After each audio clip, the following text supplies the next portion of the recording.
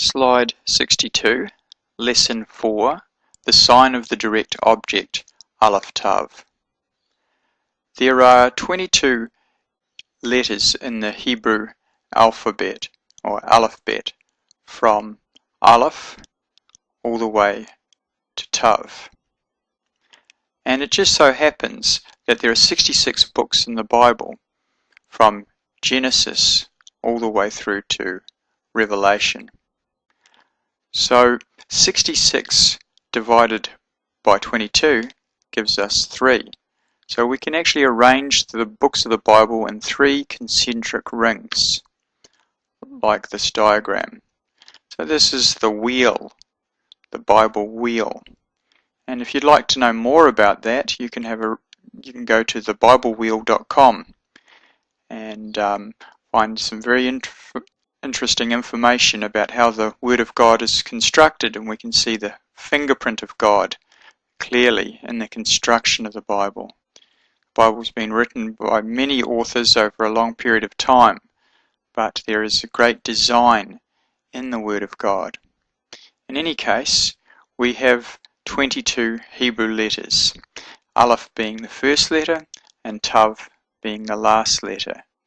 You'll remember that Yeshua called himself the Alpha and Omega, the first and the last letter of the Hebrew alphabet is Aleph Tav, and in the Greek it's Alpha and Omega. So Yeshua is the first and the last, the Word of God, the Aleph and the Tav. And he refers to himself as the Aleph and Tav in the first chapter of Revelation and the last chapter of Revelation. And it just so happens that the first chapter of Revelation is 1 and the last is chapter 22. Again, a picture of the Aleph Tav. So this is perhaps indicating that the New Testament was written in Hebrew and translated into Greek, there being 22 chapters in Revelation, which is different in the Greek alphabet. In any case, this Aleph Tav is used in Genesis, in the first chapter, and indeed in the first verse. We have 7 words in Genesis chapter 1, Bereshit, Bara, Elohim, Et, Hashemayim, Ve'et, Haaretz. Bereshit, in the beginning, Bara, created, Elohim, God, Et, Hashemayim, the heavens, and Et, Haaretz, and the earth. And the Aleph Tav here, the Et, is not actually translatable. The Aleph Tav is the channel or the signpost that points to which noun or thing the verb is acting on. In this sentence here, the verb is bara, he created. And the noun is the heavens, Shemayim, Hashemayim, and earth, the earth, Haaretz. And the Aleph Tav is pointing to which things or nouns the verb is referring to. So you don't always need to use the Aleph Tav. It's perhaps a more formal way of designating the what is being worked on, what is being created. So in the example above, bara is the verb acting on the nouns Shemayim and Eretz through the Aleph Tav that points to them. That is, the Aleph Tav is the channel or signpost pointing to the nouns. So in Hebrew, if we want to say that we're going to do something to something, then we put the Aleph Tav in front if we want to make it real clear what we're doing something to. So that's what the Aleph Tav is used for. So it's like a signpost or a channel pointing to something. So when God creates, He creates through the Aleph Tav, and the Aleph Tav represents the Word of God. So you could say that Yahweh, Yod-Heh Vav-Heh, is creating through the Hebrew alphabet, the Aleph Tav. And what is He creating? He's creating the heavens, because that's what the Aleph Tav is pointing, is in front of and pointing to. And He's creating the earth, because that's what the Aleph Tav is in front of and pointing to. So the Aleph Tav is, in this example, the agent of creation. And because it's the first letter of the Hebrew alphabet and the last, it represents the Word of God. So you could look at this verse in this way. In the beginning, created God the Aleph Tav. And then He created the heavens. And then He created the earth. And we're going to have a look at more about the Aleph Tav and this Vav here in lesson 6. And we'll find some very exciting and interesting things there. Now, in the book of John, that's the 4th Gospel in the New Testament, we read, Bereshit haya hadavar, v'hadavar haya et ha'Elohim, v'Elohim haya hadavar. This is a translation from the Greek into Hebrew. We have the New Testament in Greek, but I believe originally it was Hebrew, and this is an attempt to translate that. Bereshit haya hadavar, in the beginning was the Word. V'hadavar haya et ha'Elohim, and the Word was with God.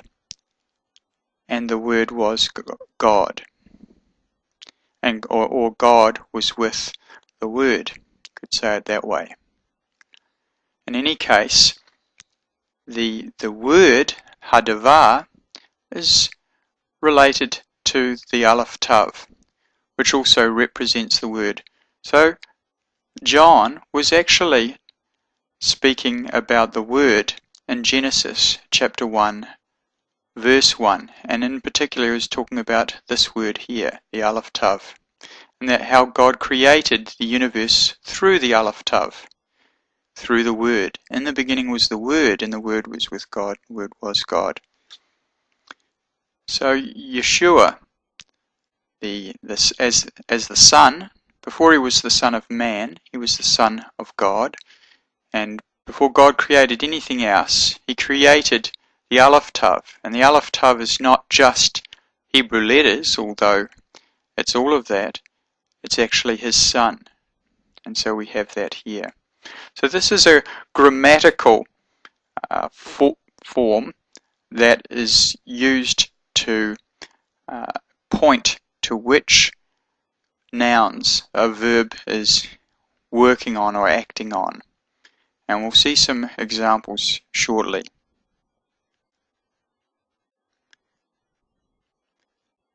Before that, though, we'll have a look at a movie, or a little talk by Dr. Larry Ollison on the Aleph and the Tav.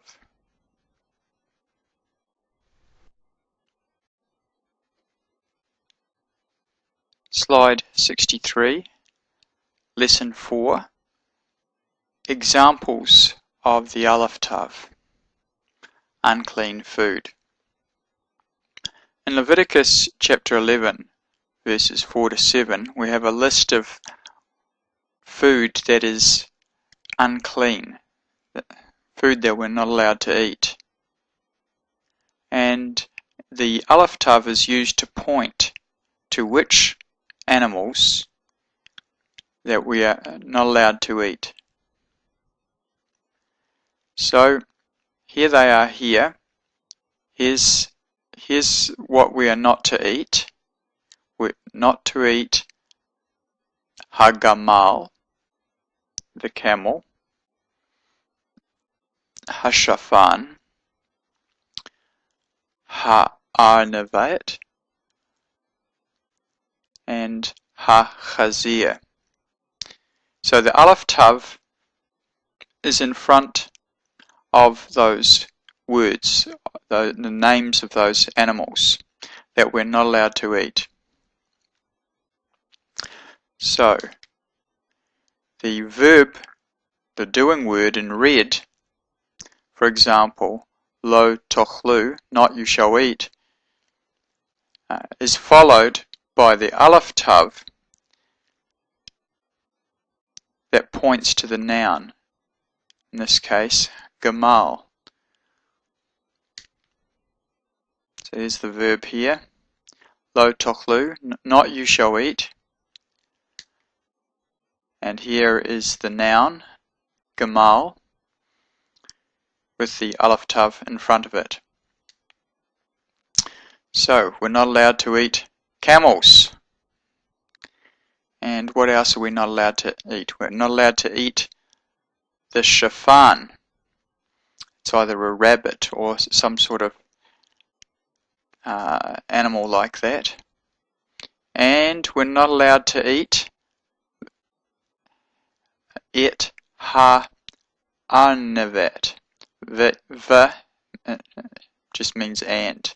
The it ha-arnevet and the arnevet, which is some sort of rodent-like creature. And we're not allowed to eat this little fellow here, ha-chazir, and that is a pig.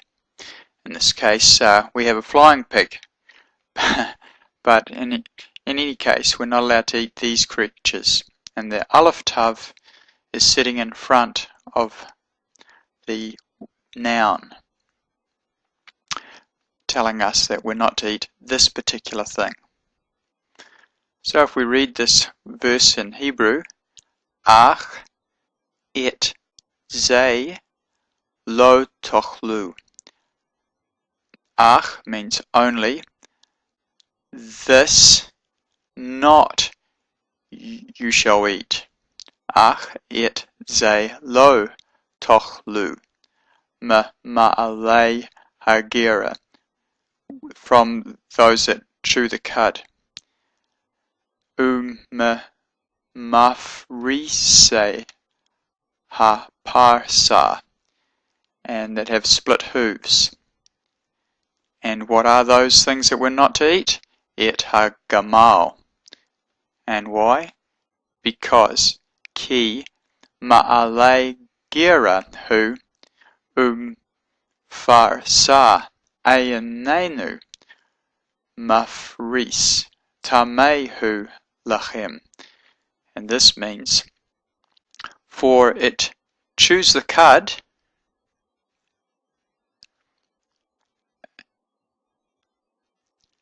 but it does not have split hooves. It is unclean for you. Now, that's interesting. So the camel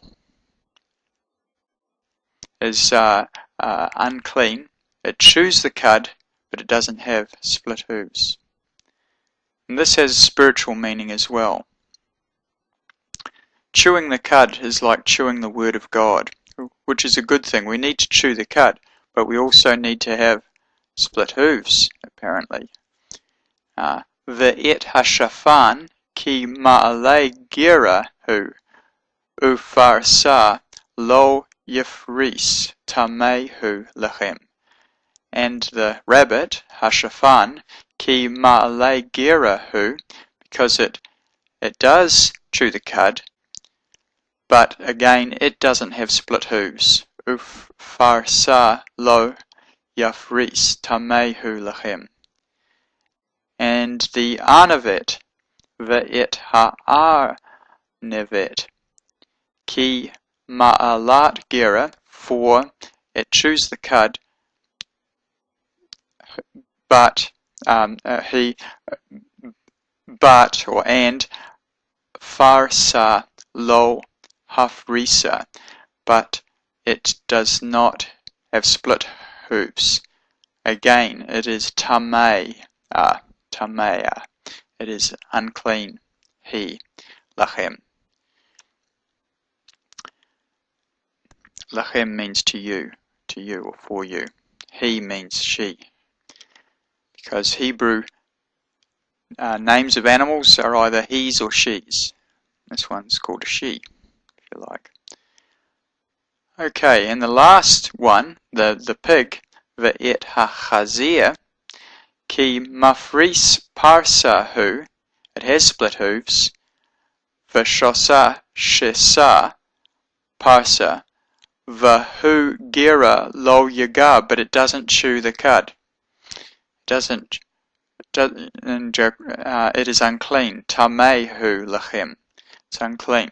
We need to chew the word of God.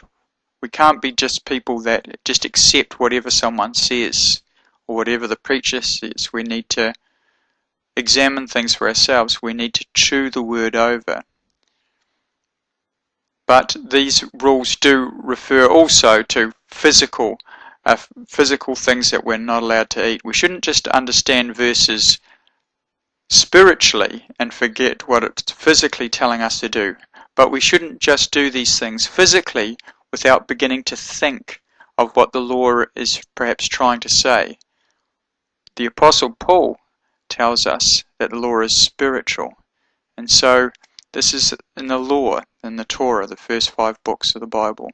It's spiritual. It's telling us physical things that we shouldn't eat. And that's as true today as it was when it was written. These things are unclean, and we shouldn't be eating them. But these unclean foods are telling us a story also about what's clean and unclean spiritually.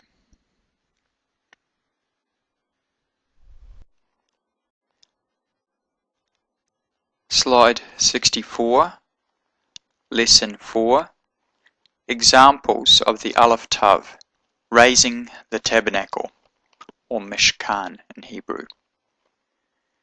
In Exodus chapter 40, verses 1 to 5, we have a list of items in the tabernacle that are to be raised up. And we know that the Aleph Tav is used to point to those things that are raised. The word for raised is takim. So that's a verb. We're to raise.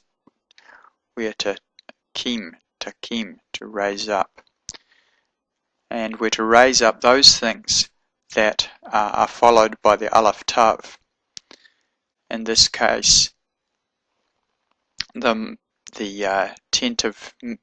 tabernacle, the tent of meeting. So we're to raise up, takim, and what are we to raise up? The Mishkan Ohel Moed. Mishkan, tabernacle, Ohel, tent, Moed, of witness or meeting. Takim et Mishkan Ohel Moed. And I'm just reading this in Hebrew from the beginning. Vaydaber Yahweh, and Yahweh spoke. Daber means speak.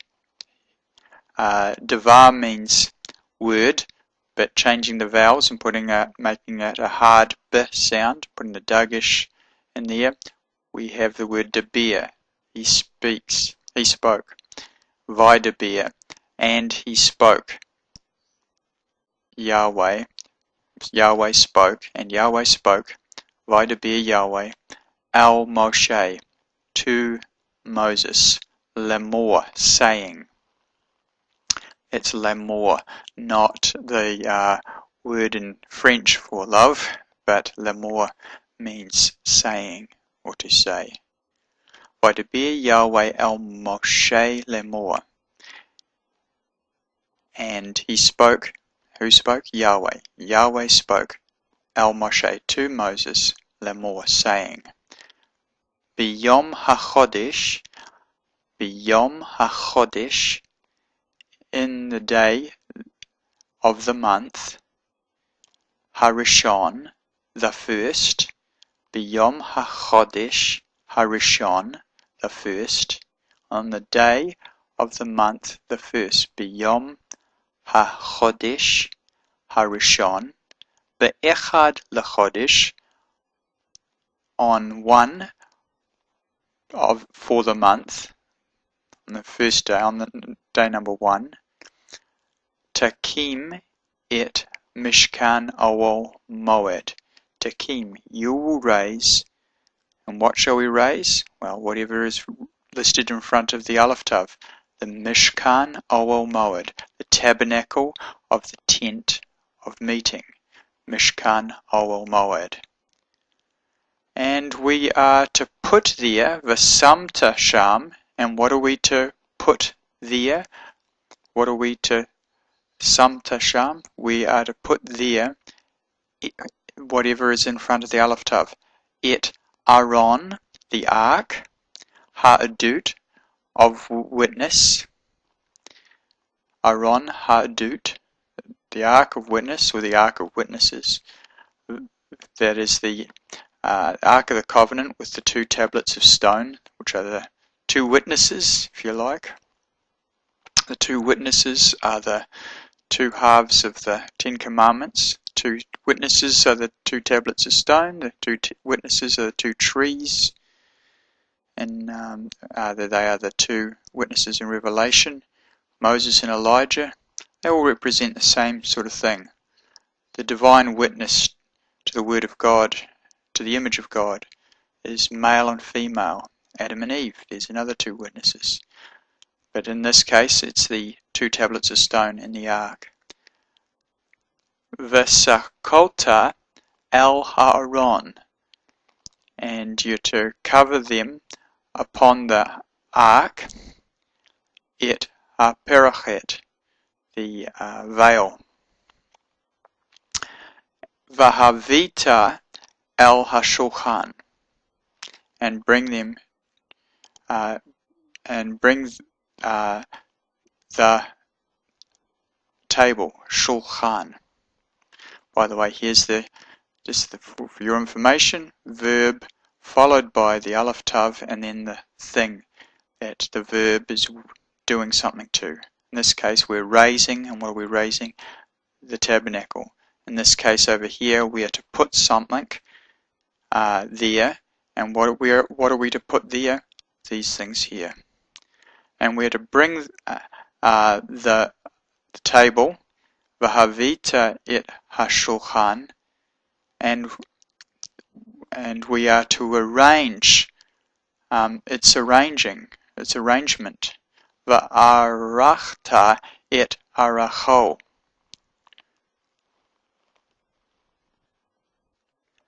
Okay, and we are to bring v'havita et ha-menorah, and we're to bring the menorah, and we are to v'ha'alit et nerateha, and we are to we are to light her candles, nerateha. So in all of these we can see, here's the verb working on the noun, and the Aleph Tav is pointing to that noun. So here the verb is to bring, and we're to bring what? The table. V'havita et hashulchan. And here the verb is we are to arrange, and what are we to arrange? It's arrangements. V'arachta, and arrange, and you are to arrange et ercho, his arrangements. And we are to bring v'havita, what are we to bring? We're to bring et ha-menorah, the menorah, and we are to light v'ha'alit or ha'alit et nerateha, her candles or lamps. And what else are we to do?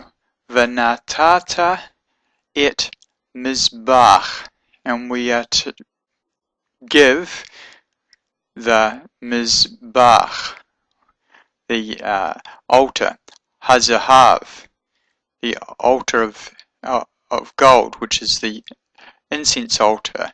Leketoret, for incense. Lifnei Aaron ha'adut, before the Ark of Witness, that is the Ark of the Covenant. V'samta et masach, and we are to put the masach hapetach lemishkan.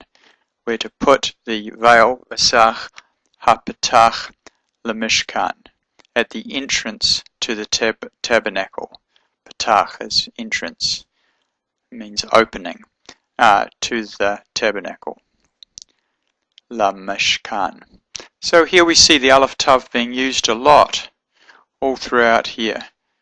And it's used in front, to put in front of the noun, to very formally point to which verb specifically is working on which noun. So, there we go, the Aleph Tav in the raising of the tabernacle.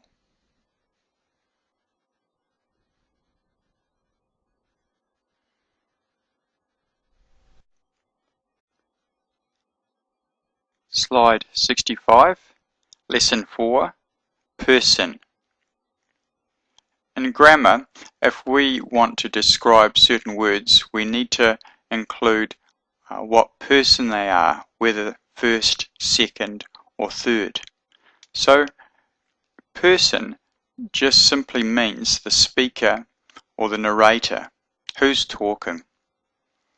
So, we will use the word first person, which describes the person himself as doing the action or as existing in the state described by the verb. Now all that really means is that first person means I or we. When I say I will do something, I'm speaking in the first person. If I say we will do something, I'm speaking in the first person, but with a group of people. So first person just means I did, I know, I went. And it means also we did, we know, we went. We'll look at that shortly. So the next category is second person. Second person addresses the subject of the verb. So in English, that's just you. So if I say you did, or you know, or you went, I'm using the second person. So first person is when I am speaking and I say something about myself. I use the word I.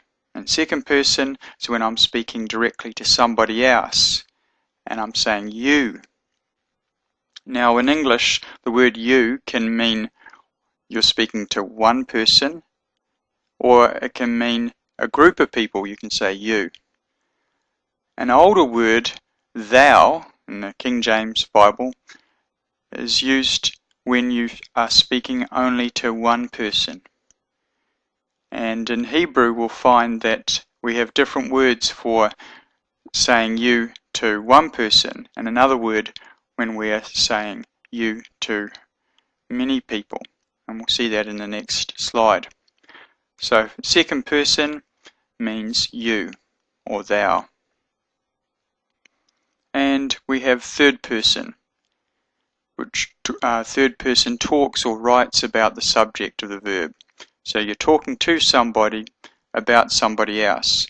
So that somebody else is either a he, a she, or a they. And the singular is he or she. So we have he did or he went. And we can also have she went. So third person is talking to somebody about somebody else. That's third person. And we have the plural versions. So for first person, if it's just one person speaking in the first person, we have in English the word I did, I know, I went. But if we have a group of people that are speaking in the first person, they don't say I, they say we did, we knew, no, we went. So that's when I use the terms I, the words I or we in English, I'm using the first person.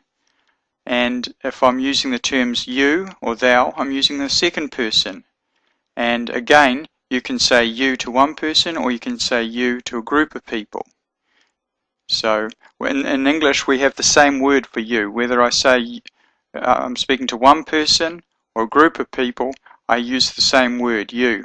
In Old English, I would use the word thou to speak to just to one person, and I'd use the word you for speaking to a group of people. And in Hebrew there's two different words for when you're saying you to one person or you to a group of people. And finally, when you're using the third person, if you're speaking to one person about one person, they're either a he or a she. So you say he did, or she did, or she went.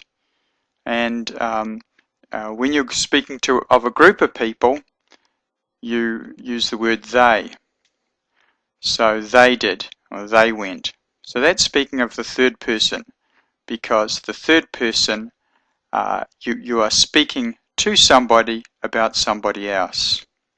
So second person, you're speaking directly to somebody else. And first person, you're speaking of yourself, either singularly or as a group.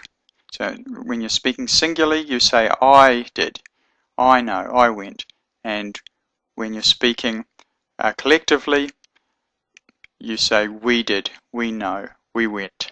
So that's these grammatical terms, and we need to become familiar with these terms because we use it all the time when we are learning these new words and discussing grammar in various ways.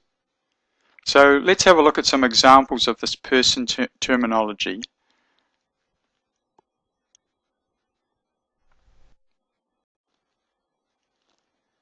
Slide 66, Lesson 4, Independent Personal Pronouns.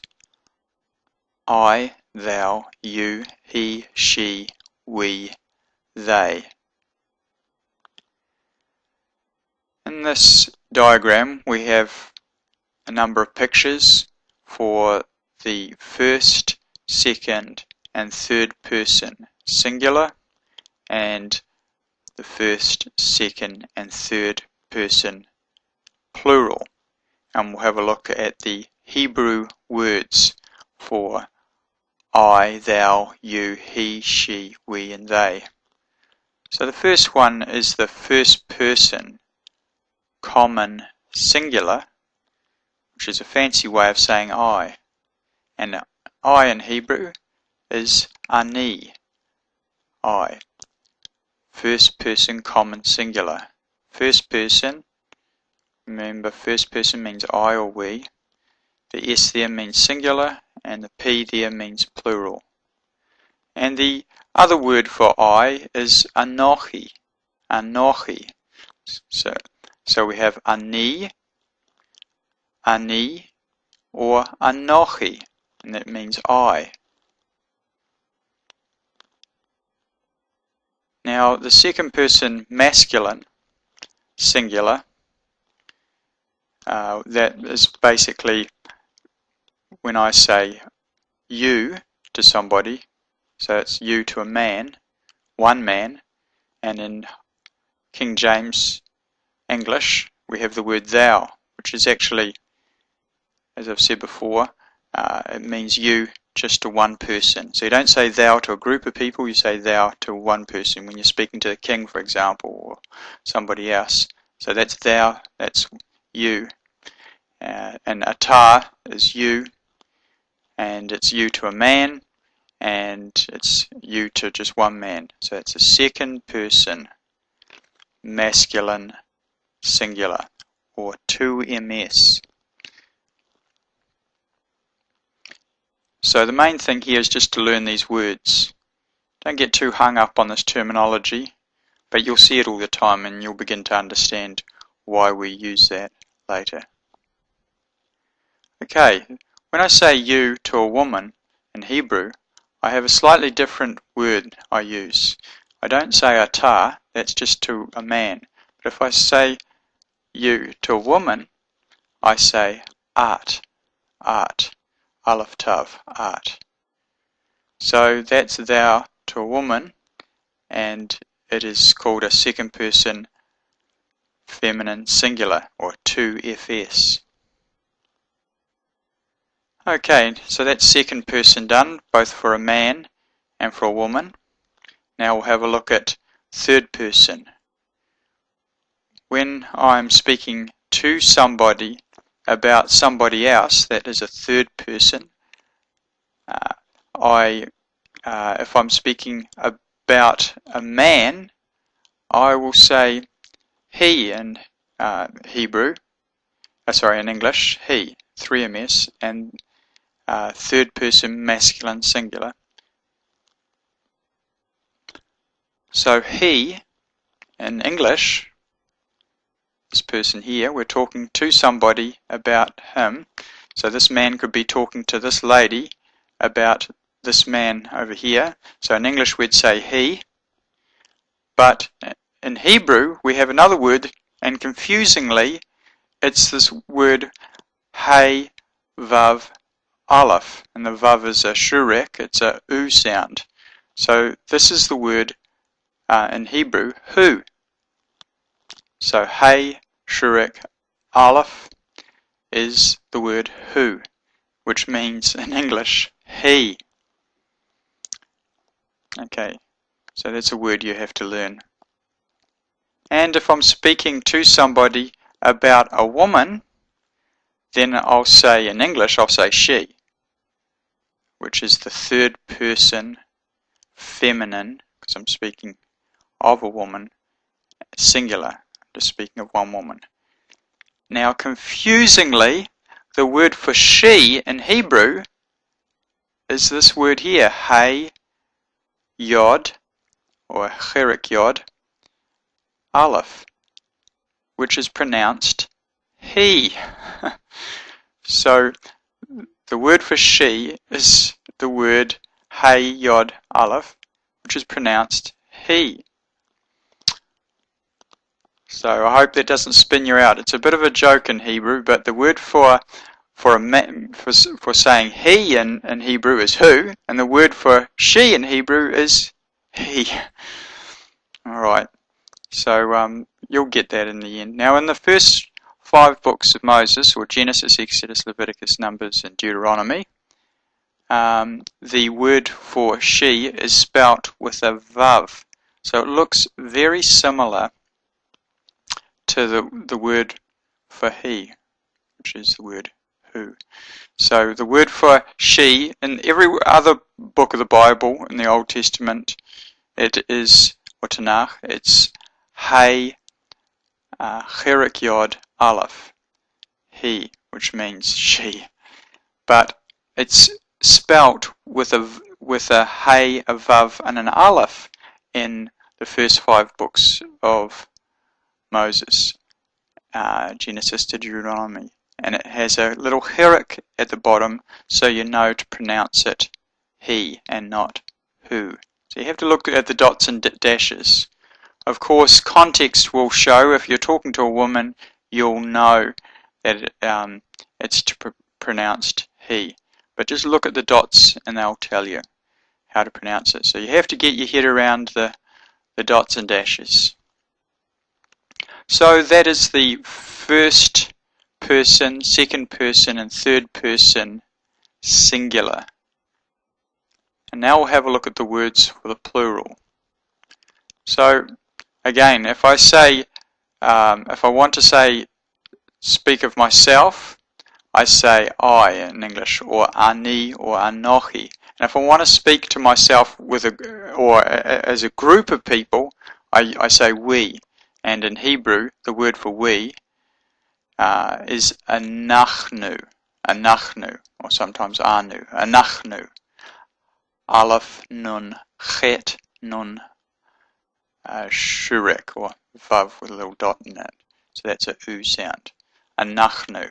So if I want to say I in Hebrew, I say ani or anochi. But if I want to say we, I say anachnu. So the technical terminology for the word we in Hebrew, anachnu, is a first person common plural. First person common plural, as opposed to first person common singular. So it's a group of people, plural.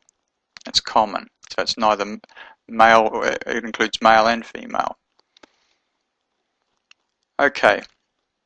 Now, if I want to say you to a group of people, either a group of men or a group of men and women, then I use the word atim, aleph, tav, mem.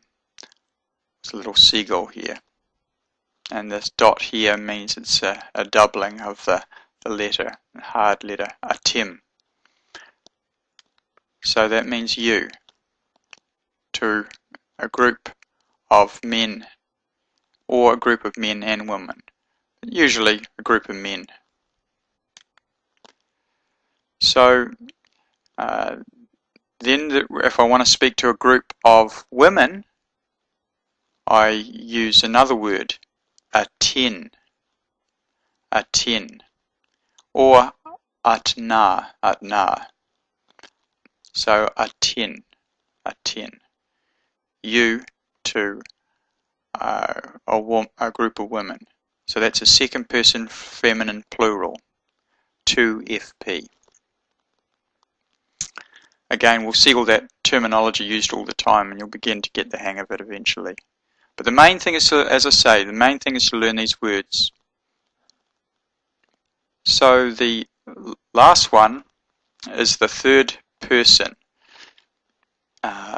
plural. The masculine version is for they is the word him or hema. So if I say him or hema, that's just the word in Hebrew for they. And this is called the third person masculine plural.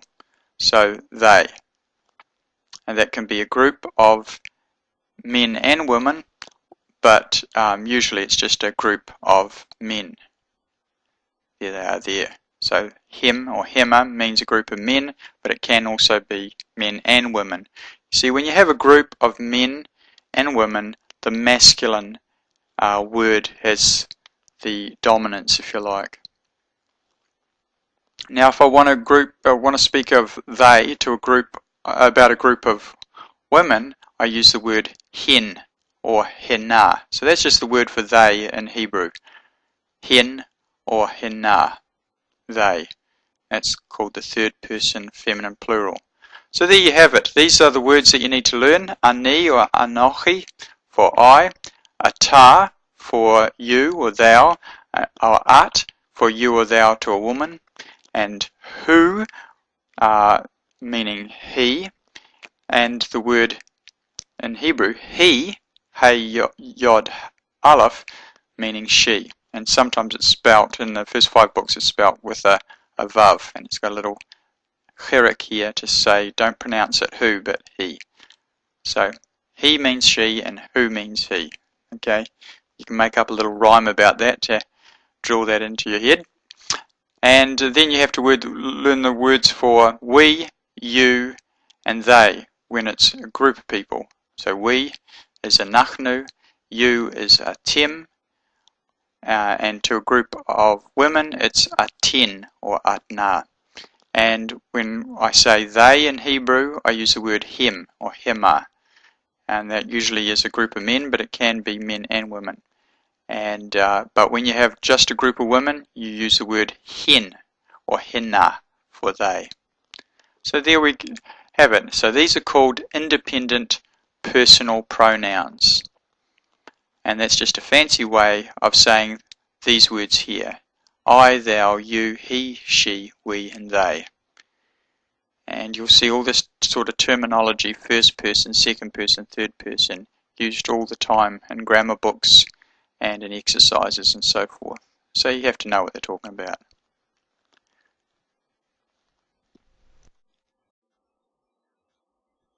Slide 67, Lesson 4, Independent Personal Pronouns. I, thou, you, he, she, we, they. In this slide we'll have a look at some examples of independent personal pronouns. So the first one is Ani Yahweh. Ani, Aleph Nun Yod, Ani Yahweh. Now it doesn't actually quite pronounce the way it's written. Some people say Yehovah or Yehovah. There's all different sorts of versions of the pronunciation. You know, we worship the true God, and yet no one can decide on how to pronounce His name or whether we should pronounce His name. There's nothing in the Bible that says we shouldn't pronounce His name, but we should call upon the name of the Lord, or the name Yah, Yod He Vav He. You know, we are children of our Father, and we need to speak to the Father, and this is the name which He has told Israel to call upon Him as Yod He Vav He. There are many gods, many Elohim so-called. I'm not saying that they're truly God, but there are many so-called gods, but there's only one Yod He Vav He. And Yod He Vav He reveals Himself through His Son also. Like the high priest, the Son has Yod He Vav He on his forehead. So Ani Yod He Vav He, Ani Yahweh. I am the Lord. I am Yahweh. Or in the King James it will say, I am the Lord. Now there's no actual word for am in Hebrew in this context. There are no words for is or am or are in Hebrew. They are simply implied by context. So in English it says I am Yahweh, but in Hebrew it just says I Yahweh, Ani Yahweh. That's just something to get used to. So let's have a look at the next example. And by the way, we should learn these words. These are very common words. So learn the words in red especially. Learn these independent personal pronouns, the words for I, thou, you, he, she, we, and they, etc. Learn those, but learn these words also, because they're very common Hebrew words. So, Hu Navi Tzaddik. Hu Navi Tzaddik. He is a righteous prophet. Again, there's no word for is, that's just implied, and that word is implied because this doesn't have a hey in front of it. If it had a hey in front of the nun, it would be Hanavi, which is the prophet. But a prophet is implied by just having Navi written without the hey. So Hu Navi Tzaddik. He is a righteous prophet. Now in Hebrew, the word prophet comes first. So it's Hu Navi, which means prophet, Tzaddik, righteous. So you say the noun first and then the adjective. So Navi Tzaddik, prophet, righteous. If you wanted to say this literally, you'd be he is a prophet righteous. But we don't say it that way in English, so we translate it he is a righteous prophet. So again, in different languages there's different ways of saying the same thing, and sometimes the order of the words is different. And that's so with nouns and adjectives. The adjective follows a noun. In English, the adjective precedes a noun. This word righteous is an adjective. Again, don't get caught up in the terminology, but learn these words. And that is a 3ms word, who, third person masculine singular. Okay, next one. Atar Malak Tov. Atar means you, to one person, a man.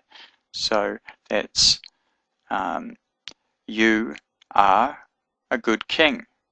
Again, there's no word for R, A-R-E, R, and there's no word for A, or that is implied, because this says Malik, which means king, and there's no hay in front of it.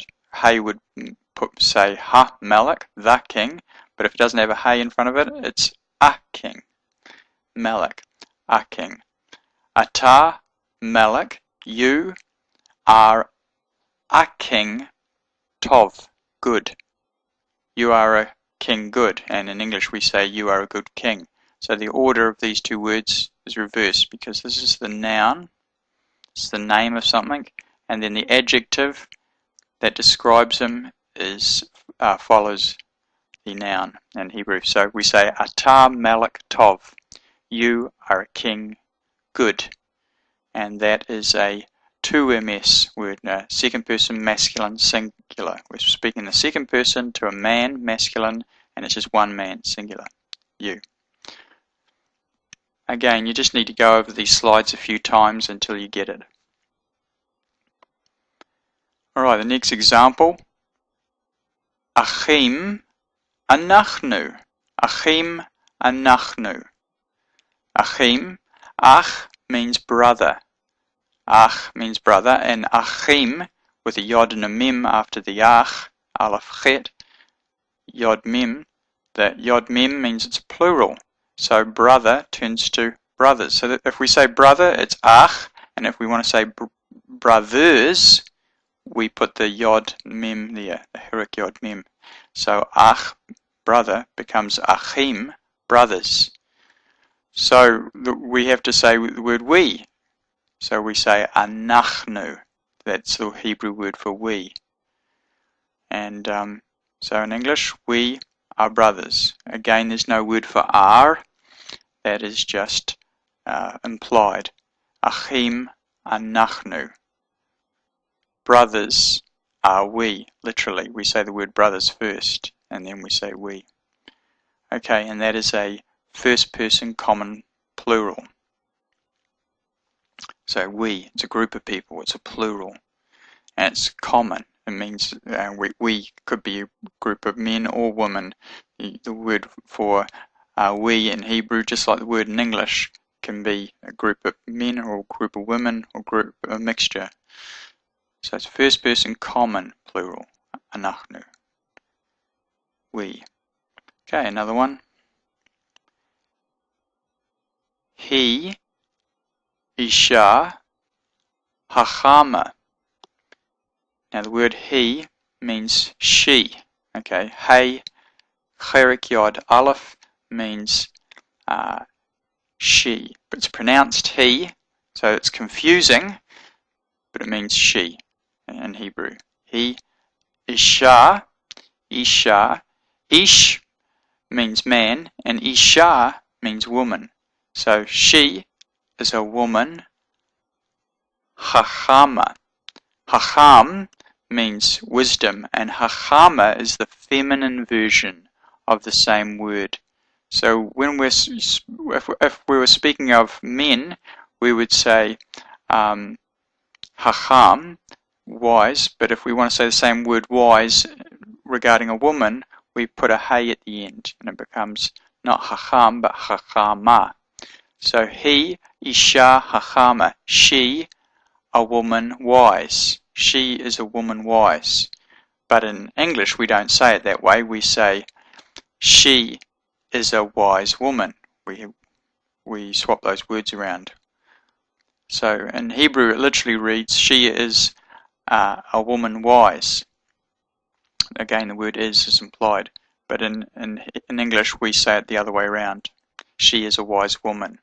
And that is the word for she in Hebrew is hey yod aleph, he, and pronounced he, and it's a 2fs, second person feminine and singular. Alright, last example. Atim,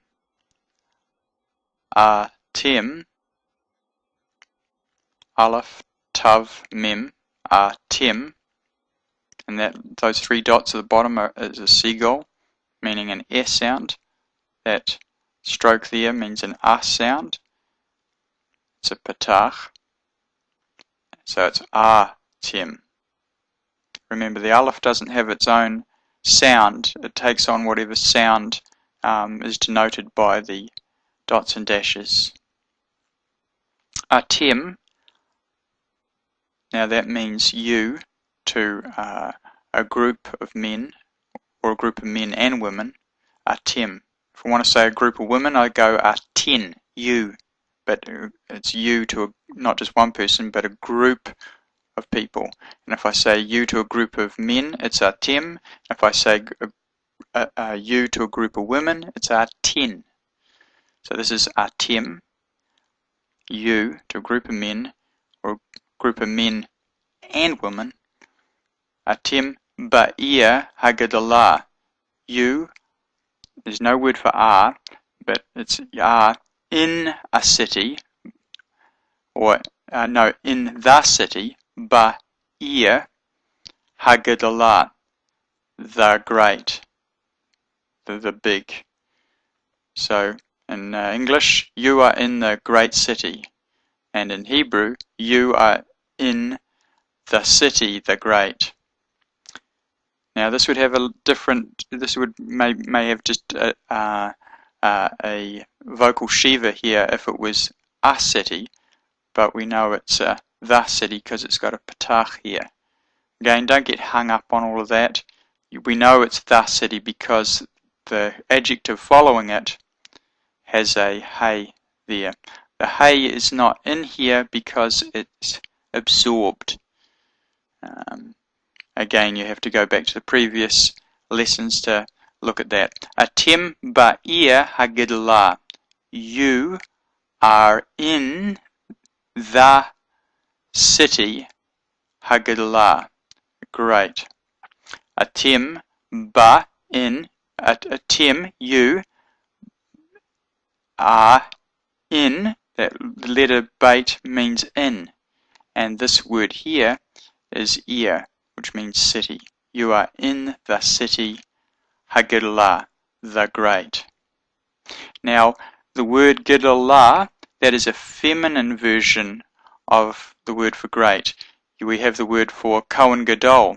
Hagadol means great or big, but it's the masculine version. This is the feminine version, and it's got a hey, and it's the feminine version of the word for great, because this word ear, city, is actually a feminine word. So another thing to get used to is words in Hebrew are either masculine or feminine, and they have different endings depending on whether they're masculine or feminine, and they have that affects the adjective that follows the noun.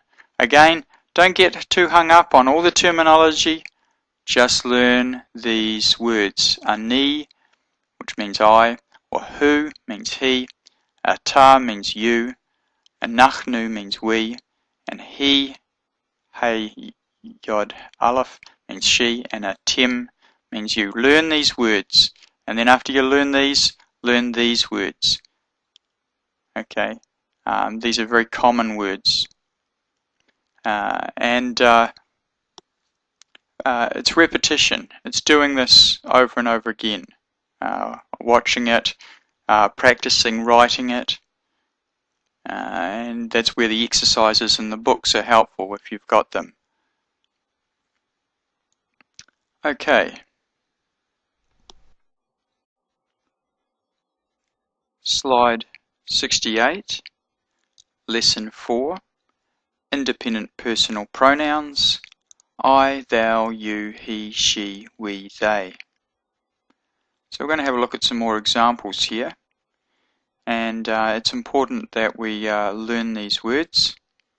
So let's have a look at the first example. Ki afar ata. Ki afar ata. Ata means you. Afar means dust. And ki means for. Ki afar ata. For dust are you. Again, there's no word for are, it's implied. And in English, for you are dust. So again, we have the words in a different order in English. And the word ata, you, is a second person masculine singular. Again, don't get hung up on the terminology. Ki kodesh hina. The second example, ki kodesh hina. Now, most people should know Kodesh.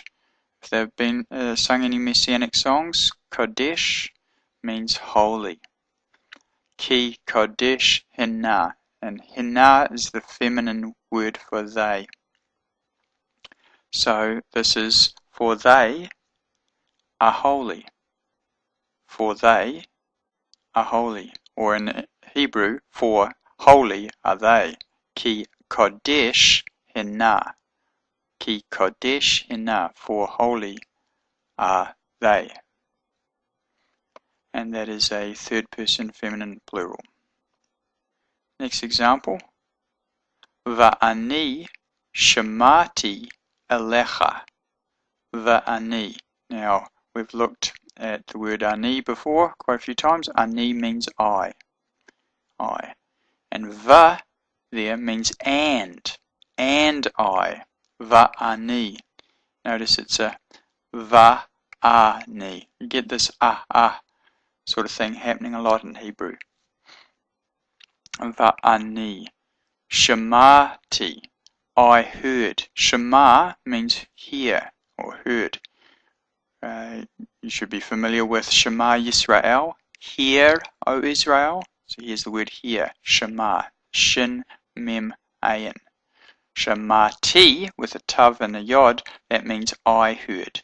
So this is and I heard, but we don't say that in Hebrew. We say and I heard alecha, upon you. We'll learn about this sort of thing in later lessons. Va'ani shamati alecha, upon you, or about you. And I heard about you. And ani is a first person common singular. There's the next example. Ani, so the same word here, ani, I, ani, Yahweh, Yod-Heh, Vav-Heh, Yahweh, the Lord, often translated the Lord.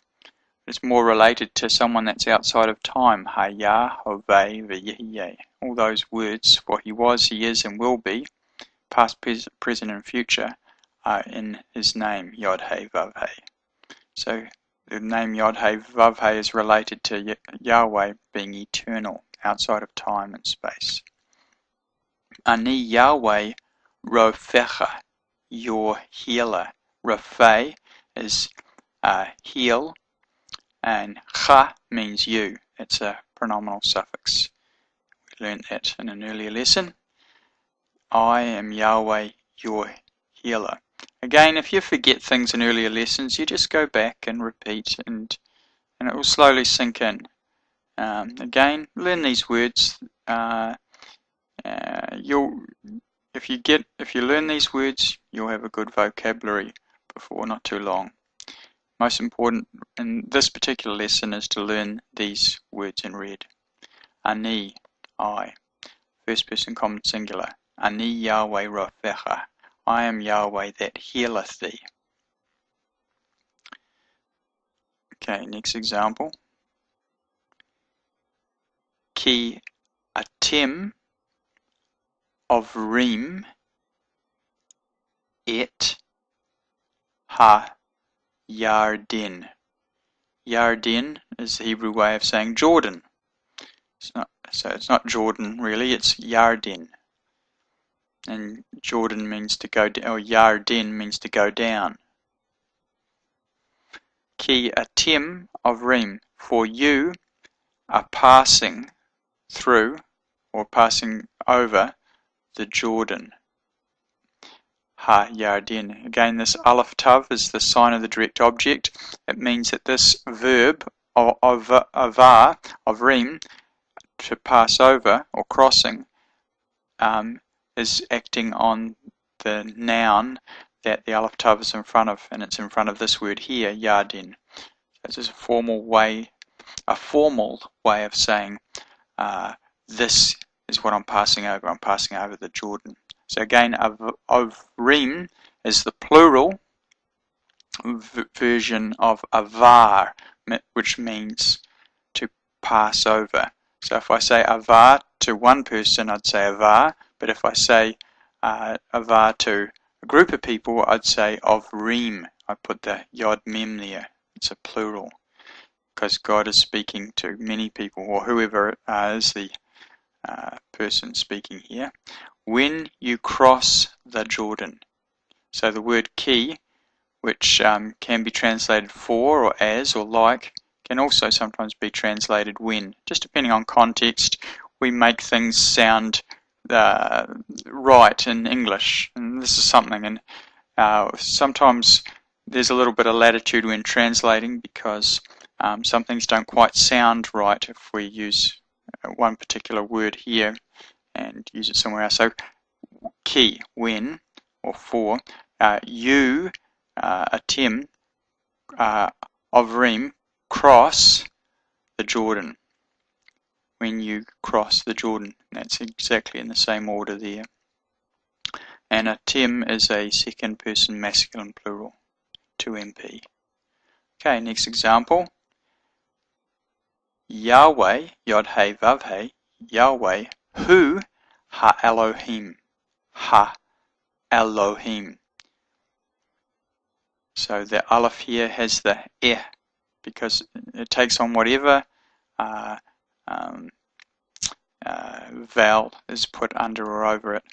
So Elohim, Yahweh, He, or in this case in the Hebrew the word for He is Hu, Ha Elohim, He is the God. So Yahweh is the God. Yahweh, He is the God. Again, the word Elohim can refer to God, or it can refer to gods with a little g, depending on the context. And Elohim can also refer to someone that is someone that God has endued with authority. For example, Moshe, when he went before Pharaoh, God said that He would make him an Elohim before Pharaoh. So he was given authority of God, of an Elohim. The sons of God are called B'nai Elohim, and we are called the sons of God. The angels are called B'nai Elohim, and so are we, if we are born of God through Yeshua. Unfortunately, pagans get tripped up on this, and they use this as an excuse for them saying that they are God and they can do whatever they want, or they can worship other gods. And that's not the case at all. All Elohim have to bow down before Yahweh the Father and through His Son, Yeshua, the Mashiach, and the Aleph Tav, Alpha and Omega. And Yeshua has His Father's name, Yod He Vav He, in Him. So Yahweh, Hu Ha Elohim, Yahweh, He is the God, and Hu is the third person masculine singular. And now we'll look at the feminine version of that. He, which means she. So Hu means he, and he means she. A little bit confusing. Vahi, and she. Vahi lo yada, did not know, does not know. Ish, a man, does not know a man. And now, they've translated this now, but it could also equally be and, which literally it is. And now, she had not known a man, and she had not known a man. Now she had not known a man. For he, she, and she, not known a man. So same order of words. And so that's a 3FS, third person feminine singular. Okay, so that about does it for independent personal pronouns. I, thou, you, he, she, we, and they.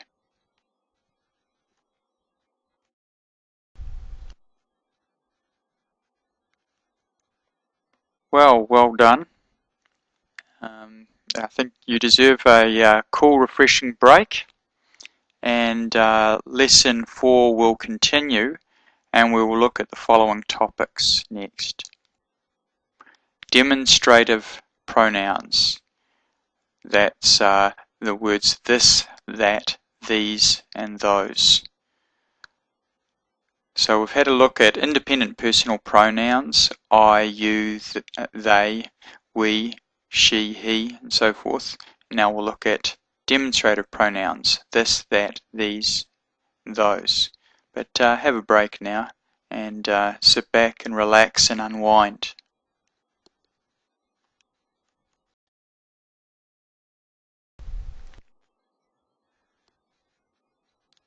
Well, welcome back. We're now going to have a look at lesson 4, part 2.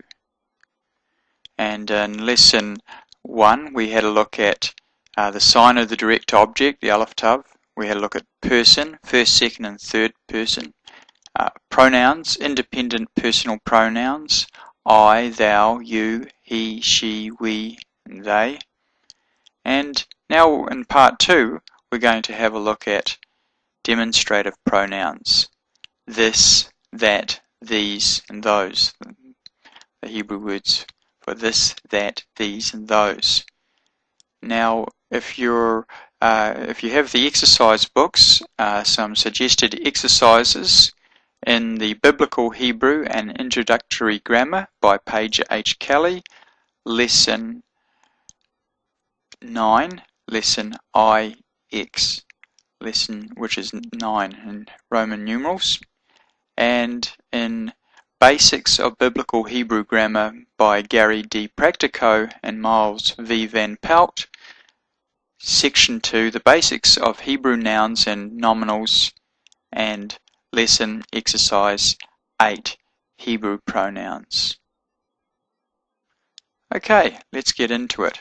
Demonstrative pronouns.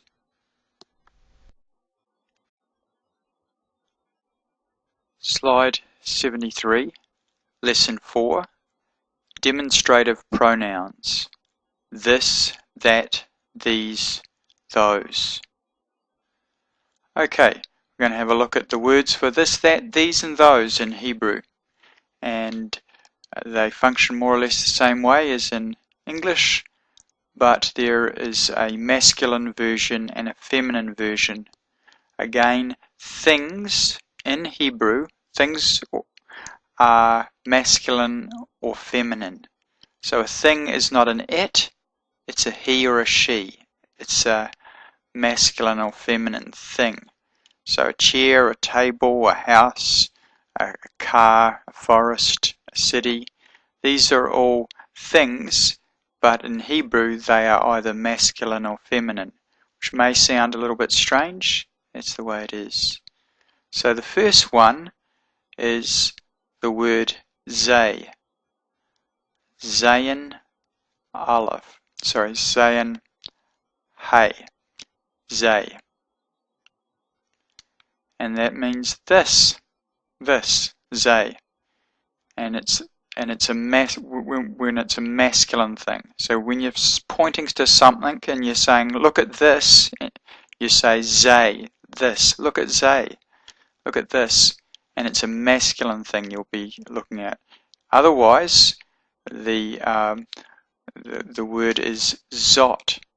Zayin Aleph Tav. Zayin Holem Aleph Tav. Zot. So that holem gives it an oh sound. Zot. So here we have the Aleph having a oh sound from the holem. Zot. So that just means exactly the same as zay, but when it's a feminine thing, you use the word zot. So that's the word this, but it's the feminine singular as opposed to the masculine singular for this, which is the word zay. So for instance, the word for land in Hebrew, aretz, or haaretz, the land. Eretz is land, haaretz is the land. If I wanted to say this land, I would use this word here, zot. not this word here, zay. I'd use zot, because the word land, aretz, in Hebrew is a feminine thing. It's a feminine noun. So you'd use zot. Whereas if I wanted to say this man, I would use zay, because man is a masculine. Okay, next example. This is the word for that, and it's literally the word for he, and it's the word for he is who. Hey, shurek, or vav with a little dot in it, aleph, and it's pronounced who, and it means he, but in this context it means that. So if you're pointing to something and you're saying look at that, you would use the word who if it's a masculine thing. So that's again a masculine singular. And how do you know whether this is translated he or that? Well, you just know by context. And if it's a thing, then in English we don't usually call things he's or she's. We call them thises and that's and so forth. So that would be a that, who. And the word for that, the feminine word for that, is not surprisingly the feminine word for she. Just like the feminine word, the masculine word for that is the word for he in Hebrew. So the word is for that, feminine version of that is the word she, and in Hebrew that's the word hey, cherek yod aleph, or he. He. That's a feminine singular. So if we want to say this, we say zay. And if we want to say this, but it's a feminine thing, we say zot. And if we want to say the word if we want to say that, then we say who, if it's a masculine thing or a person. And if it's a feminine thing or person, the word for that is he, just like the word for Hebrew and for she in Hebrew. So it's the same word. Now the plural, if we want to say these in Hebrew, the word is elay. Aleph, lamed, hey. Elay. This would say elay, but because it's followed by a hey, that lengthens the eh sound. So it goes from elay to elay. Elay, these. So that's a masculine plural. And we have the same word again for feminine, these. It's in Hebrew it's the same word, just like in English it's the same word, these. And that's the feminine plural. And we have the word him or hema to mean those. Him or hema, that's the masculine word for those, that's the masculine plural, MP. And the feminine version for the word those is hen or henna. Hen or henna, those. It's the feminine plural. So him means those, but it's masculine, and hen means those, but it's feminine. And in certain circumstances we can have hema or henna. And again, it's just a matter of learning these. Zay and zot, that means this. And who and he, that means he or she, but it also means that if it's a thing. And the word for these in Hebrew is elay. Elay. And the word for those is hem or hema, if it's a masculine things, and if it's feminine things, it's hen or henna. So that's what we call demonstrative pronouns. It's just a fancy way of saying these words here: this, that, these, and those. And in Hebrew it's zay, zot, who, he, elay, him, hema, hen, and henna. And we're going to see lots of examples of that in the slides to come. So let's have a look at them. Slide 74, Lesson 4, Demonstrative Adjectives. This, that, these, those. Hebrew demonstratives may be used either as adjectives or as pronouns. Demonstrative adjectives follow or are listed after the noun, while demonstrative pronouns precede or are listed before the noun. Now again, don't get hung up on all this grammar. The main thing in this slide is to learn the words. So let's look at demonstrative adjectives first. Okay, first example.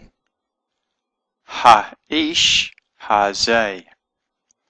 Ha'ish hazeh. The word ha means the, and ish means man. So ha'ish means the man.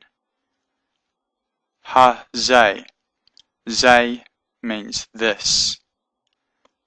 So this man. I've put the word the there in brackets just so that you know that this hey there is means the. And this word zeh is the masculine singular because this word here is a masculine word. The word ish, which means man, is a masculine word, so we use zeh. We don't use the word zot, which is the feminine singular for this. So zeh means this. So demonstrative adjectives follow the noun and agree in gender, number, and definiteness. That means, okay, so the word definiteness, it just means, a definite article means that it's just a fancy way of saying the. If I say definiteness and it agrees in definiteness, then it means that the adjective, demonstrative adjective, zeh, must have a hey in front of it, meaning the, if the noun it's following has a hey, meaning the. So if we have ha'ish, we have to have not just zeh, we have ha'ish hazeh. Okay, now if this is a masculine noun, which it is, then this has to be the masculine, so it agrees in gender. And if it's a singular, then this also has to be singular. This is actually a very complicated way of saying something really simple. That if it's a man, then this has got to be the word zeh. Okay, well, let's have a look at another example. Ha'isha hazot.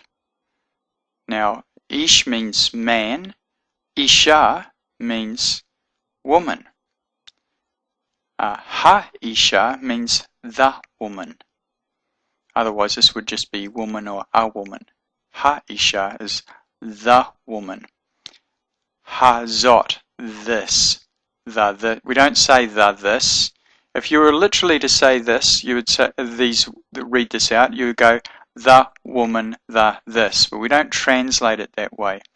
It's just the way it reads in Hebrew. Ha'isha hazot. It's kind of nice actually once you get used to it. This woman. Again, I've put the word the in brackets just to show that the word hey, that the letter hey there means the. You don't really need to memorize all of this. The main thing is you've got to know that this word zeh means this, and this word here means man. And this word here, zot, means this, but it's the feminine version, fs, feminine singular.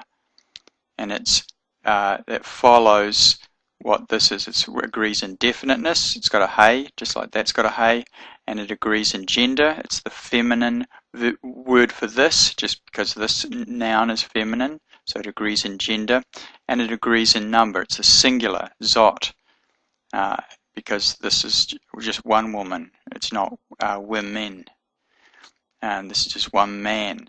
not men. Okay, let's do another example.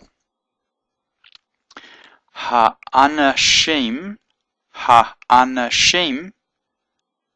Now the word anashim is means men, men.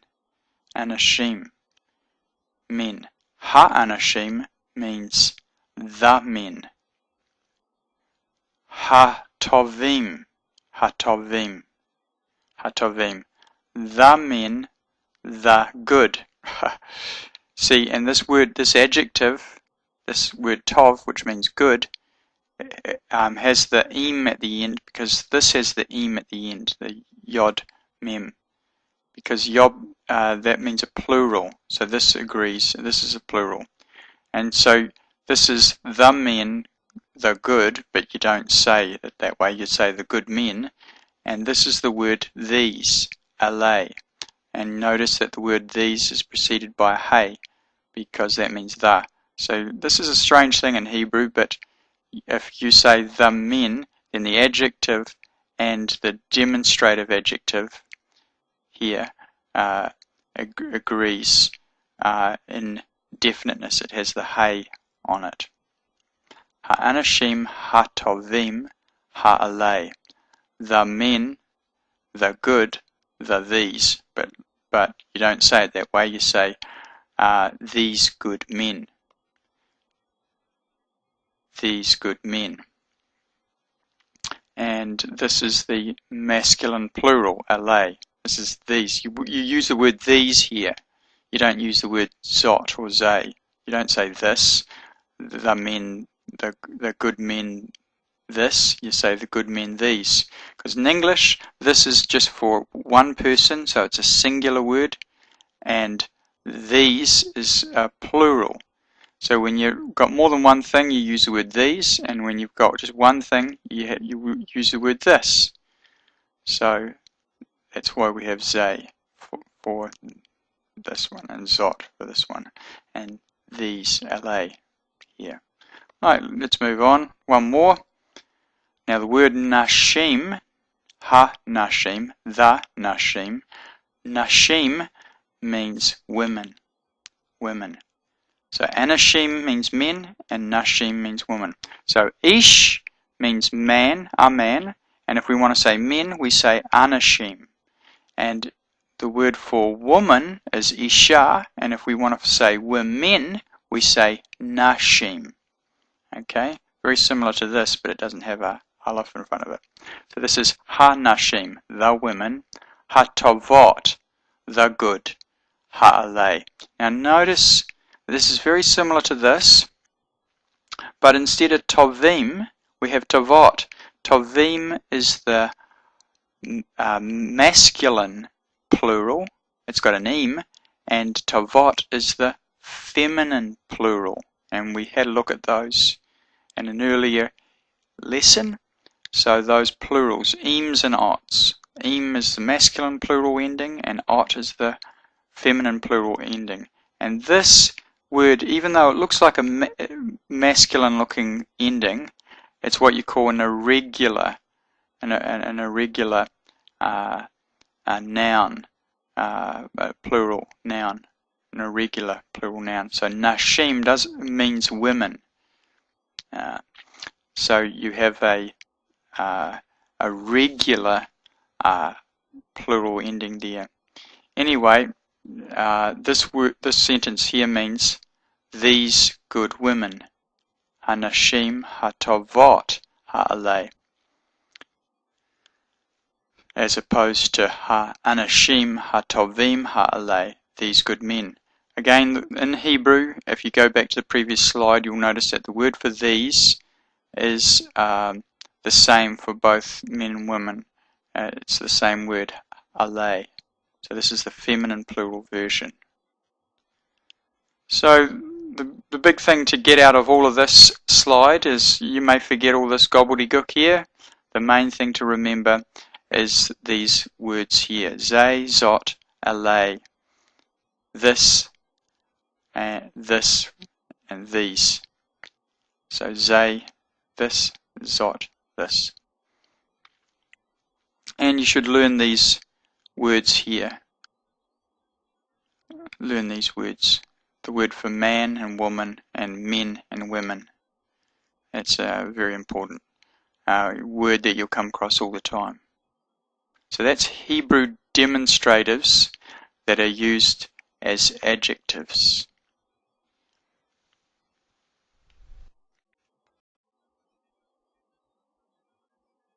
Slide 75. Lesson 4. Demonstrative adjectives. This, that, these, those. So in this slide we're going to have a look at some examples from Scripture. So let's have a look at the first one. Hadavar. Hadavar. Davar means word or thing. Very interesting. A thing, the word for thing in Hebrew is also the same word for word, because everything in creation is actually created by His word. So Hadavar, Hagadol, Hazeh, the thing or the word, Hagadol, the great, this great word or this great thing, depending on context. And in this context, it's this great thing. 1 Samuel 12:16. Hadavar Hagadol Hazeh. So we have the hey, meaning the definite article. That means the word, the thing. And so the adjective has to agree with it. It has to have the same hey at the front of it, and so does the demonstrative here. Also has to have the hey. And it has to be the same gender and number. So it's gadol, it's the singular because this is singular, and masculine because this is masculine. So we have the masculine word for this, which is zeh. We don't have the word zot. Okay, hadavar hagadol hazeh, and that is the masculine singular version of this zeh, not the feminine singular zot, meaning this. Okay, let's have a look at the next example. Ha-ra'ah hagadalah hazot. Now ra is evil, the great, and the word ra'ah is a feminine noun. So this is a feminine version of the word gadol. This is a feminine singular. And because this is feminine and this is feminine, the word for this is the feminine word for this, and that is zot. So this great evil in English. In Hebrew, the evil, the big or great, the this, if you want to say it literally, hara'ah hagadalah hazot. It's just the way it works in Hebrew. So it's agreeing in definiteness, the hey. It's agreeing, this word here is agreeing with this word in definiteness, with the hey. And it's agreeing in gender and in number. It's a number meaning singular or plural. This is singular. So it's the singular word zot. It's not alay meaning these. It's this, which is zot. Hara'ah hagadalah hazot. Again, if all this gets over your head, just watch the slides a few times and it'll start to fit into place. Now this one, Sheva, meaning seven. Kavashot. Kaves is a lamb, but Kevasa is ewe lambs, female lamb, and Kevasot is female lambs, it's plural. Ha'alei, these. Okay, so there's more than one, there's 7 of them, so it's the feminine plural version of the word for lamb, ewe lamb, you lambs, kavasot, and we therefore use the feminine plural, ha'alei, these. Again, go over these slides and learn these words, zay, zot, and alei. Let's have a look at another one. Acha, aleph, chet, resh. Acha means after. Hadivarim, the words or things. Hadivarim, davar means word, remember, or thing. Davar, same word. This is the same word here as this, except that is word or thing, the word. This is the words or the things. It's got the plural ending, im at the end of it. And the word alei, meaning these, ha'alei. So we have the interpretation, translation, after these things. Acha hadivarim ha'alei, after the things, these. So how do we know whether this was translated thing or word? Just depending on context, that's all. And you'll soon work it out. So that's the masculine plural version. And by the way, the masculine and the feminine plural word for these in Hebrew is alei, and it's the same word. Alright, one more example. Uzahav haaretz hahi, tov. And the gold, zahav, zahav is gold. The vav in front of here means and it's a shurek, it's a vav with a little dot in it, meaning it's got a u sound. But it still is the same as a vav that didn't have a dot in it in its meaning, but its sound is a u sound because it's in front of a vowel, a consonant with a shiva on it. Uzahav, and the gold of the land, hahi, is good. So the word here, he, is means she, and it also means that. If you go back to the previous few slides, you'll see that he can mean she, but it can also mean that when we're talking about something. So when we translate this into English, we don't say the land she, we say the land that. So this is translated, and the gold, uzahav, of the land, haaretz, the word of is implied, the land that, hahi, is good, tov, is good, tov. So it's not tovim or tovot, or tovar, it's tov. Because we're not talking about the land, we're talking about the gold of the land. The gold of the land, she, is good.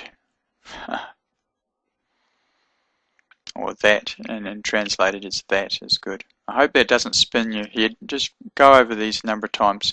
In any case, learn these words, zay, zot, alei, and he and who, which means this, or these, or that.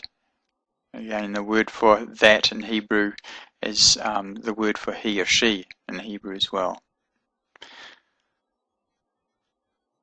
And this is a feminine singular word, he.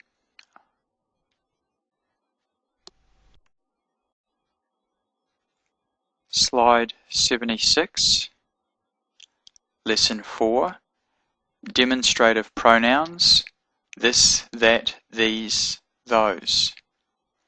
Now we're going to have a look at demonstrative pronouns. as opposed to the adjectives we saw before. So let's have a look at some examples.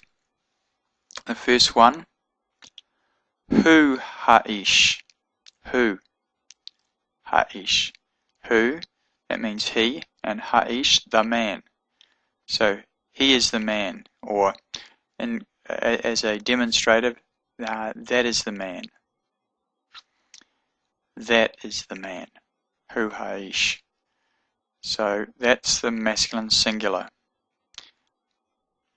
Now, demonstrative pronouns precede the noun.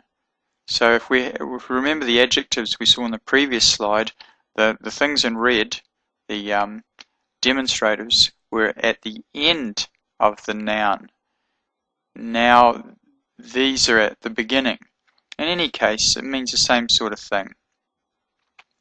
But they precede the noun and agree in gender and number, but not definiteness. That means they don't have to have the hey, which means that in front of them if this has a hey in front. So that's a little bit different to the previous example.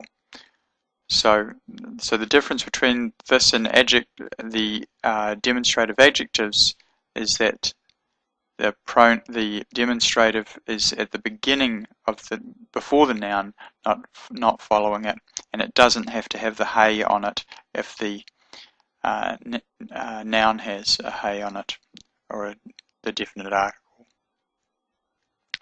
In any case, the important thing in all this is just to learn these words. You know, when I learnt Hebrew, I didn't carry all of this stuff in my head, all these rules. But I knew what those words were, and I could read it. Where you're not having to construct sentences. In the academic books, they go into all the nuts and bolts of the language and all the ins and outs, and you learn more and more about less and less. Now, to be fair to the academics, they have to teach things correctly, but you don't need to know the language to that same degree in order to read it. So I just learnt words, and I've found that has been quite helpful in teaching me how to read. So don't get hung up on all of this. All right, let's have a look at the next example. Alay. Remember, alay means these. Ha'anashim, the men. Anashim means men. Ha'tovim, the good. So the adjective here agrees in a number and in definiteness. It has the im as well as, and it has the hey, just like this. But the demonstrative, because it's preceding the noun, doesn't need to have the hey on it. Okay, it's just this little rule. In any case, you don't need to remember that. You just need to know how to read these words. These, the men, the good. And you can, these good men, you can work it out. So I'm just formally telling you about these rules, but the main thing is learn the words. So that's a masculine plural, alay. Alright, here's another one. He, ha'isha. He means she, ha'isha, the woman. The woman. So she is the woman. She is the woman. But in context, it's that is the woman. That's how we would translate it. That is the woman. Because we don't have a feminine and a masculine version of that, unlike Hebrew, which just uses the word for he or she for the word that. Okay, another example. Again, that was the feminine singular, he, because this is a singular. Okay, and it doesn't have the hey, because it doesn't need to if it's a demonstrative pronoun, where the demonstrative is preceding the noun. Okay, hina hanashim hatavot. Okay, the women, the good. Okay, now, hine or hina means those. Those are the good women. The good women. Now, it doesn't have to have the hey on it in this case, but the adjective does have to agree with indefiniteness. It does have to have a hey. If it says the women, then this has to say the good, literally. If you don't say it like that, but it has to have the hey at the front. It has to have the same plural as it has to agree in gender. And this is a feminine word. It's a masculine-looking feminine plural. It's a feminine word meaning women, but it's got a masculine-looking plural ending. So that's what you call an irregular plural ending. But we know that that's a feminine word, and so it's followed by the feminine version of tov. It's tovot. That's the feminine plural version of tov. So we could say tov or tovah or tovim or tovot, depending on if it's a singular or plural, masculine or feminine word. Hinei hanashim hatovot. Those are the good women, and that's the feminine plural. Alright, final example, this one from the scripture. Zay means this, it's a masculine version. Zay hadavar, because it's the same, this is a masculine word. This is the thing or the word. Zay hadavar asher, that means which. Asher tzava Yahweh, which commands Yahweh. This is the word which commands Yahweh, or this is the thing which commands Yahweh, depending on the context. Zay hadavar asher tzava Yahweh. Now notice this little vav, it's got a dot in it. You'd think that might be a shurek, that's an u sound, but it's not. That dot there is doubling the vav, so it's tzava. And why do we know it's doubling it? Because it's got a vowel under here. So it means that this can't be a vowel. If that's a vowel, it means that that dot there is being used as a dagish forte to double the letter and harden it. This is the thing, word which the Lord, or Yahweh, Yod-Heh-Vav-Heh, hath commanded. Zeh hadavai asher tzavai Yahweh. So here we have demonstrative pronouns. They precede, they go before the nouns. And they agree in gender and in number with the noun, but they don't have to agree in definiteness. They don't have to have the hey. In any case, just learn these words and you'll figure out the sentences without knowing all the fancy talk rules. Okay. Slide 77, Lesson 4, Demonstrative Pronouns. This, that, these, those. We're now going to have a look at some examples from Scripture. Demonstrative pronouns. First example. Zay, Sefer, Toledot, Adam. Zay, Sefer, Toledot, Adam. Toledot, Adam. By the way, this is preceded, this is a, you may not be able to see this, but that's actually 2 dots underneath the lamed. And that means it's a vocal shiva or a silent shiva. It's a vocal shiva because it's preceded by a long vowel. So it's tol le dot. It's a very short eh sound and then dot. And toledot means generations. Zay sefer. This is a book, sefer. It may be translated the book, but it's this a book, sefer, toledot, Adam. This is a book of the generations of Adam, of man. This is the book of the generations of Adam, though it's literally a. Zay, Sefer, Toledot, Adam. So the word Zay is the masculine singular because it's a masculine singular word. So let's move on to the next one. Lo, ze, lo or lo means not. Lo ze hadirik velo ze ha'ir.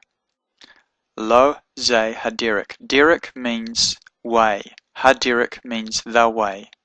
Lo ze hadirik means not this the way. Lo ze hadirik, not this the way, or this is not the way. Velo ze zo ha'ir, and not this is the city. Okay, this is not the way, nor is this the city. Ha'ir, the city. Notice it's a holomnian, not a sigil. It's the same thing. Ze, zo, means this. Lo ze hadirik, velo zo ha'ir. So these are masculine singular and feminine singular. So, okay.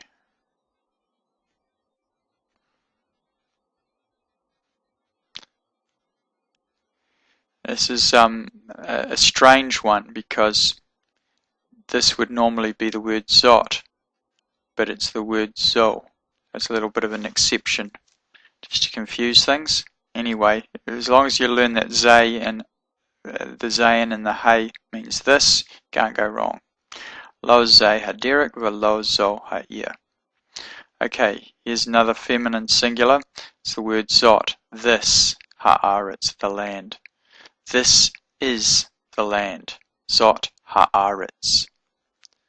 So this is the feminine word for this. So we don't say zay ha'aretz, we say zot ha'aretz, because ha'aretz, the land, the word for land is feminine. When God created the heavens and the earth, the heavens are masculine and the earth is feminine. That's why some people talk about Mother Earth perhaps, but God does not tell us to worship the earth.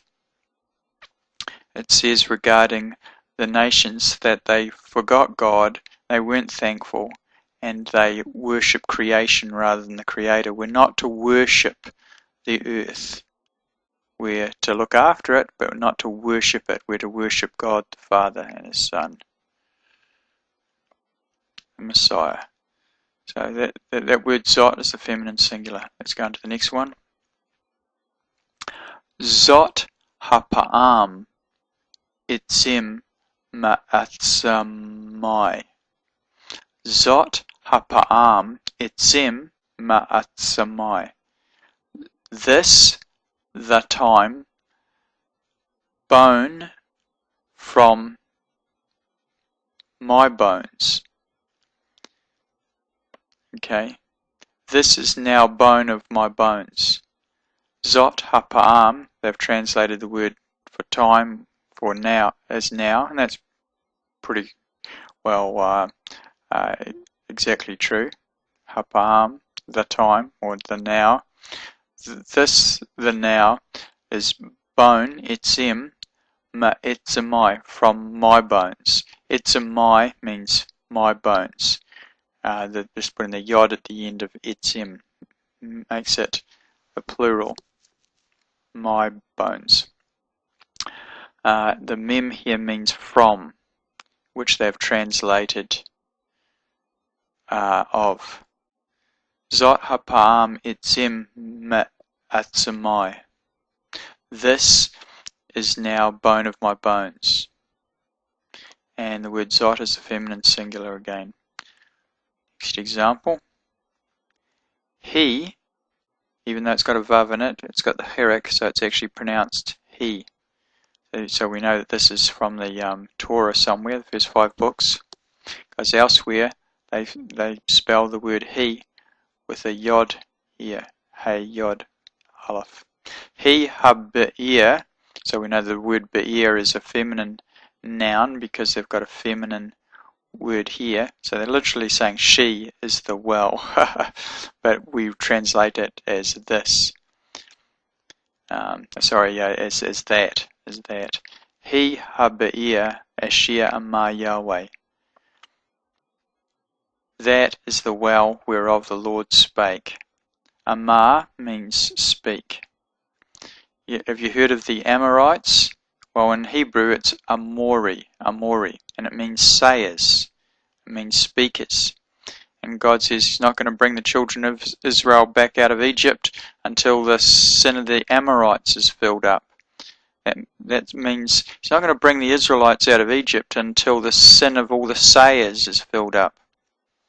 And it's the same in our day, that God is going to return the lost tribes back to the land of Israel after the sin, the sin of the sayers has been filled to the gunnels. So at the moment we've got the CNN and the BBC and everybody else, and the United Nations and all the sayers saying that Israel should give up the land and all this sort of carry on. Well, God's got other plans for Israel. He's going to build it up in the very face of the heathen. So, amar means to say.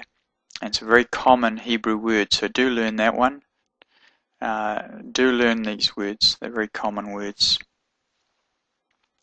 So, that is the well whereof the Lord spake. He, translated that, literally means she. He, ha-be'er, the well, asher, which, or whereof, in this case. Asher means which, or whereof. Amar Yahweh, said the Lord. So that's the feminine singular. Okay, next example. He, ha'ir, hagidlah. The word ir means city. Ha'ir is the city. And we know the word ir, or for city, is feminine because the adjective following it has a feminine ending. It's not hagadol, it's hagidlah. It's got that hay there. So it's ha'ir, hagidlah. The city, the great, or the great city. And the word he there means that is the city great, or literally she. So that is the great city.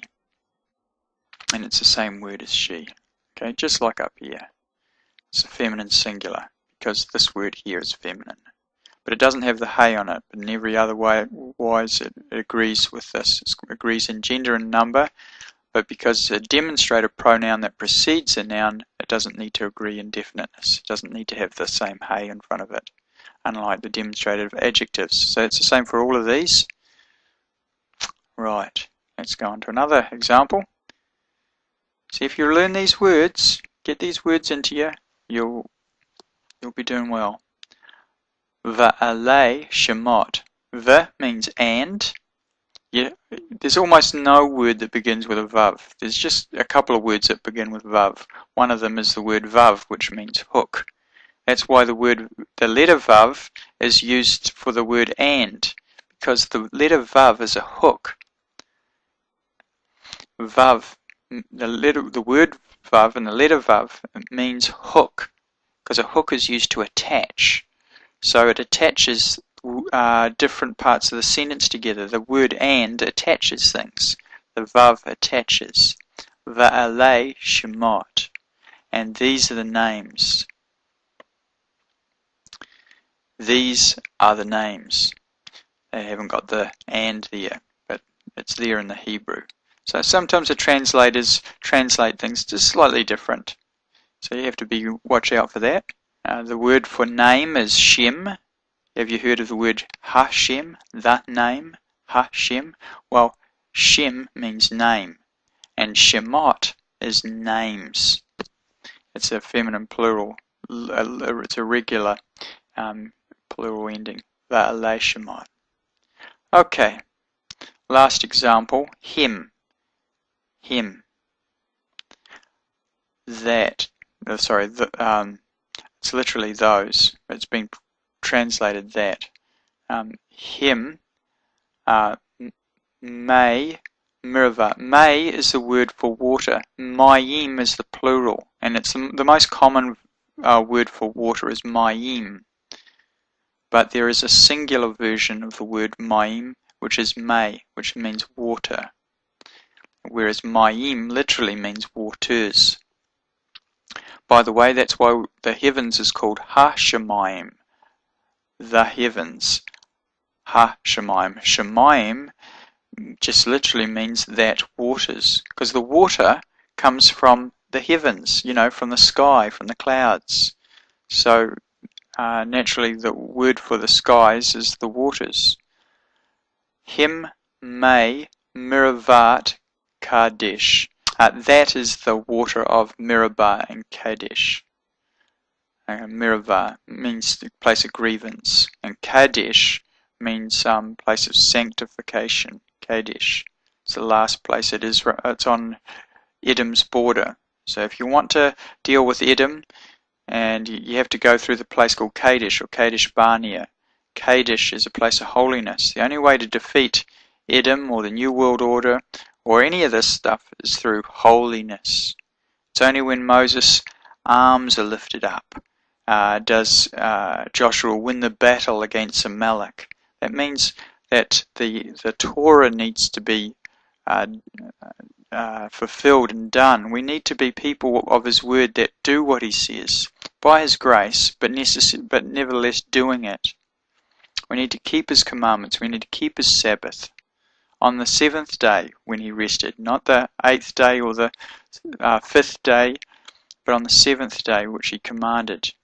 Thankfully, there is a time on the 8th day when there's new heavens and new earth, but God says keep the 7th day and keep it holy.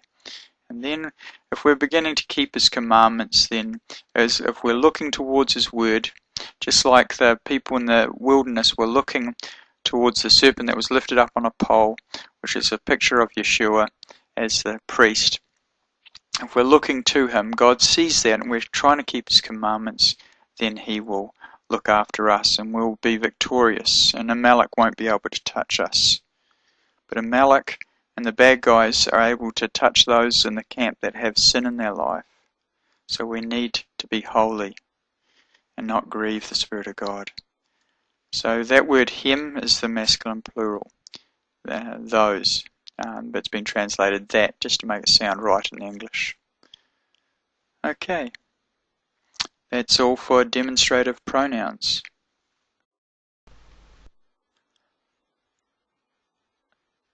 Okay, well done.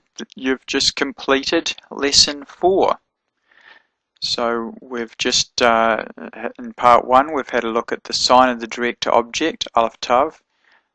We've looked at person, first, second and third person. Pronouns, independent personal pronouns. That is I, thou, you, he, she, we, they. And in part 2, we've had a look at demonstrative pronouns. This, that, these, and those. And you may wish to go over this a few times just to get it into your head. And if you haven't already done so, you may like to do the suggested exercises in Biblical Hebrew and Introductory Grammar by Paige H. Kelly. You do lesson 9. And in the Basics of Biblical Hebrew Grammar by Gary D. Practico and Miles V. Van Pelt. You may wish to go to section 2, the Basics of Hebrew Nouns and Nominals, and look at lesson exercise 8, Hebrew Pronouns, if you haven't done that already. Okay, well done.